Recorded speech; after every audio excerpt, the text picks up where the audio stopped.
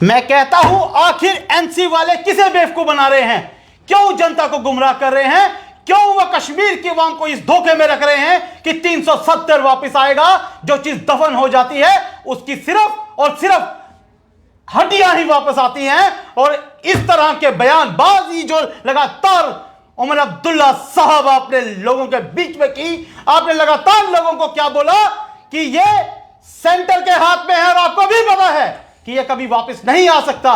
लेकिन आपने अपनी राजनीतिक रोटी सेकने के लिए कश्मीर की जनता को पहले भी गुमराह किया था और आज भी गुमराह किया है।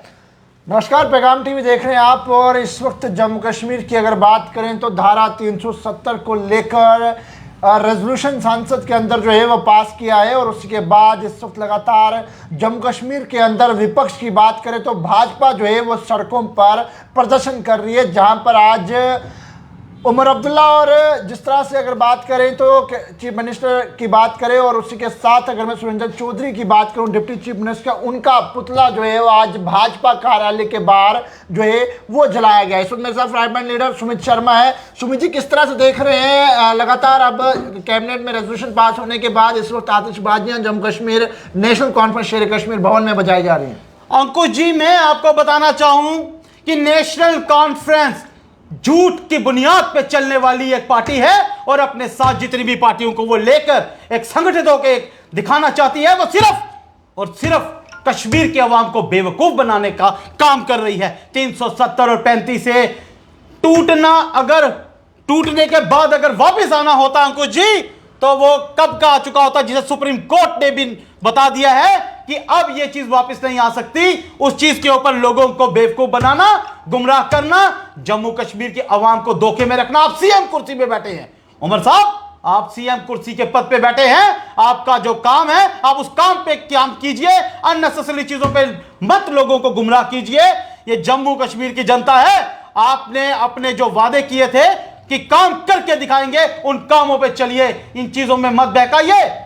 आप और आपके साथ जुड़े हुए जो लोग हैं, आज मैंने लगातार कई इंटरव्यूज में देखे जी, डोडा के एक जिसे हम प्यार से चलगुजा बोलेंगे, वो चलगुजा जो आज यहां पे बहुत असेंबली में उछल रहा था, जो लगातार बोल रहा था, जिसने भाजपा को बोला कि यह ड्रामेबाज पार्टी है, जिसने भाजपा को बोला यह अनपढ़ और जाहिलों की पार्टी है, वो हमें बताएगा जिसके वहीं के लोग कहते हैं कि इसे बात करने की तमीज नहीं है, अनपढ़ शाही तो वो डिग्री में लेके आया था, वो महराज मलिक।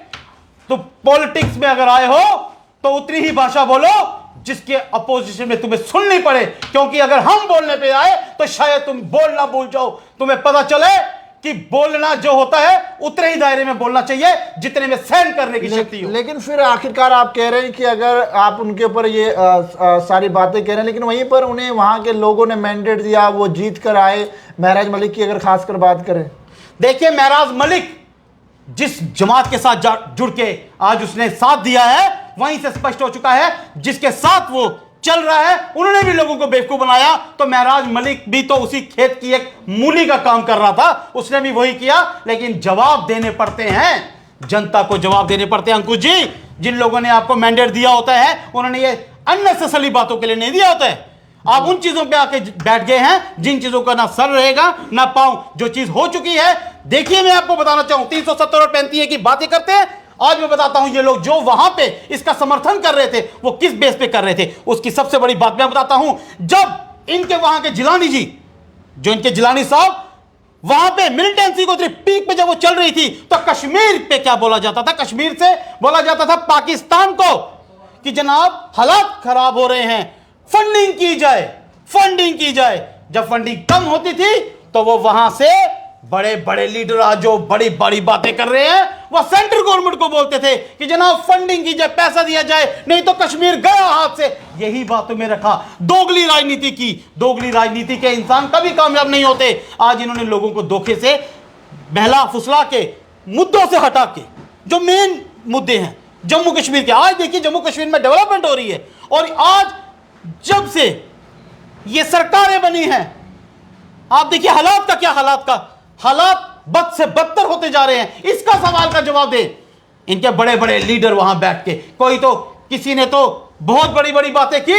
एक महान शख्स लोन साहब वहां पे आज बात कर रहे थे, मैंने सुना उन्होंने कहा कि भाजपा और ये भाजपा के लोग अंग्रेजों के मुखबिर, जिस शख्स के ऊपर तुमने ये बात की और जिसके ऊपर एलिगेशन लगाया, वो चाहता तो सत्ता में बैठ सकता था, वो चाहता तो सत्ता में उसे कोई नहीं रोक सकता था। उसने देश का सोचा, 2 बार काला पानी की सजा खाई, और तुम उसकी बात कर रहे हो।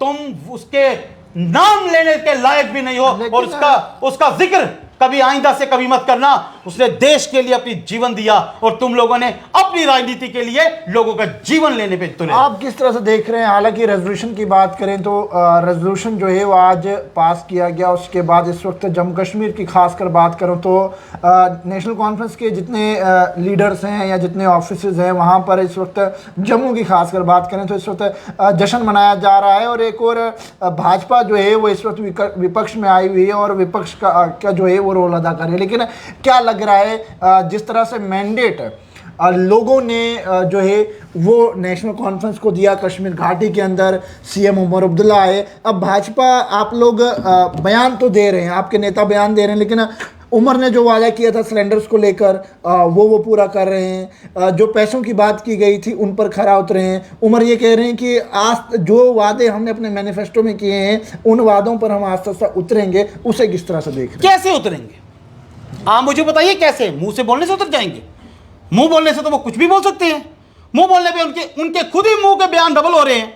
उन्होंने खुद बोला, पीछे आपने उनका इंटरव्यू देखे होंगे, उन्होंने कहा जब तक सेंटर में सरकार चेंज नहीं होगी 370 नहीं आ सकता, और सरकार कभी हम चेंज होने नहीं देंगे, क्योंकि जो देश हित के लिए सोचेगी उसके साथ देश सोचता है। इनके डबल बयान, और आज वहां पे ये वापस 370 की बात लेके बैठ गए। अब इन पे क्या यकीन करेंगे आप जम्मू कश्मीर को रिप्रेजेंट कर रहे हो, अब जम्मू कश्मीर के सीएम बन के आए हो, और आपका जो काम है उस पर ध्यान दो। मैं बार बार बोल रहा हूं, इस तरह की बयानबाजी और करने का कार्य छोड़ दिया जाए। उमर साहब और उमर साहब के साथ जुड़े हुए जितने भी लोग हैं, जो आज वहां पे हीरोगिरी दिखा रहे हैं अपनी, जो कह रहे हैं कि ये वापस आके रहेगा, और जो जश्न मना रहे हैं, अभी मैंने देखा कई चैनल्स में इनके कार्यालयों में जश्न मन गए। झूठ का जश्न नहीं टिकता जनाब। मत बनाओ जनता को बेवकूफ, कोई ऐसा काम करो जो जनता को लगे कि वाकई कोई कार्य किया है। ये झूठ का जश्न मना के लोगों को बेवकूफ बनाने का काम, ये दुकानें मोदी जी ने 2014 से बंद कर दी है। वहीं पर आप कह रहे हैं मोदी जी ने दुकानें बंद कर दी हैं, आज जश्न मनाया जा रहा है। एक और जम्मू कश्मीर की बात करें तो डिप्टी चीफ मिनिस्टर का भी एक बड़ा बयान निकल के सामने आ रहा है कि उन्हें पत्रकार ने पूछा कि आपने सडन 370 को लेकर रेजोल्यूशन पास कर दिया, तो सुरेंद्र चौधरी ने कहा कि कुछ ऐसा सडन नहीं है, हमने मैनिफेस्टो में ये चीज़ कही थी, चुनाव लड़ने से पहले जो है हमने अपने मंशूर में ये चीज़ें डाली थी कि आखिरकार 370 जो है वो हमारे उस जो है वो चुनाव लड़ने के दौरान जो मैनिफेस्टो था उसमें रहा गया था। ये सडन चेंज नहीं है, जम्मू कश्मीर के लोग चाहते हैं। देखिए, जिनकी आप बात कर रहे हैं जनाब सुरेंद्र चौधरी साहब, ये आज से जब पीछे भाजपा में थे तब इनके कई इंटरव्यू देखे इन्होंने कहा था कि उमर अब्दुल्ला जी और फारूक अब्दुल्ला जी जो हैं ये राजनीति, इन्होंने बहुत बयान उनके खिलाफ दिए थे। मैं उनकी बात को उसको सच मानूं कि आज की बात को सच मानूं? आप मुझे बताइए। तब फारूक अब्दुल्ला और उमर अब्दुल्ला साहब खराब थे, वो बिल्कुल हटके थे। जब आज वो उनकी पार्टी में गए तो जय जयकार है, जो वो बोल रहे हैं ये पहले से चलता आ रहा है। आप पहले पूर्ण रूप से बताइए कि आप जम्मू के साथ हैं कि नहीं हैं, क्योंकि जम्मू और कश्मीर को डिवाइड करने का काम अगर कर रही है तो वो आपकी वही पार्टी है जिसके साथ आप जुड़े हो, जिसने पूरी तरह से सब देख रहे हैं कि 2 हिस्सों में बांटने का कार्य कर रही है। आप ये बताइए, आप स्पष्ट कीजिए, आप कहां स्टैंड कर रहे हैं, आप किस पक्ष में स्टैंड कर रहे हैं? हम जम्मू कश्मीर का वहां को एक साथ लेके चलना चाहते हैं। अभी भी आपने देखा, अगर इस तरह की बातें की जाए तोड़ मोड़ के, तो मैं जनता को बताना चाहूं 1,58,000 करोड़ लाख से ज्यादा 1,58,000 से ज्यादा वोट एनसी से ज्यादा बीजेपी को पड़े हुए हैं। तो जनता बता सकती है इन वोटों के जरिए कि किसके साथ है और किसकी आइडियोलॉजी को लेकर चलना चाहते हैं, और जनता क्या चाहती है जम्मू कश्मीर की। ये जनता वही चाहती है जो देश हित में होगा।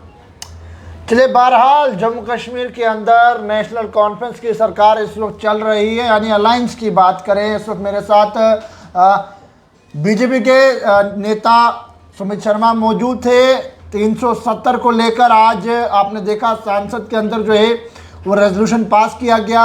जम्मू के शेर कश्मीर भवन के अंदर आज पटाखे चलाए गए, अनार चलाए गए, फुलझड़ियाँ चलाई गई और ढोल नगाड़ों के साथ जो है वो आज जश्न मनाया धारा 370 को लेकर।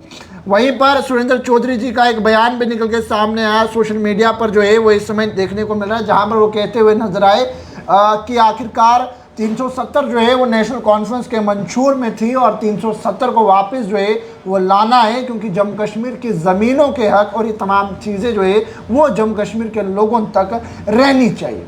बहरहाल इसी के बीच हमारे साथ खास बातचीत करने के लिए मौजूद थे भाजपा के सीनियर नेता सुमित शर्मा जी, और इनसे खास बातचीत की है कि आखिरकार भाजपा 370 को लेकर संसद में जो है वो leader of opposition Sunil Sharma जो है वो अपोज करते हुए नजर भी आ रहे हैं, और साथ ही साथ आज संसद के अंदर जो है वो भाजपा के नेता जो है अपनी कुर्सियां छोड़कर भी जो है वो आज काफी ज्यादा रोष में नजर आए, और उन्होंने कहा कि 370 जो है वो जम्मू कश्मीर के अंदर वापस से लागू नहीं होनी चाहिए।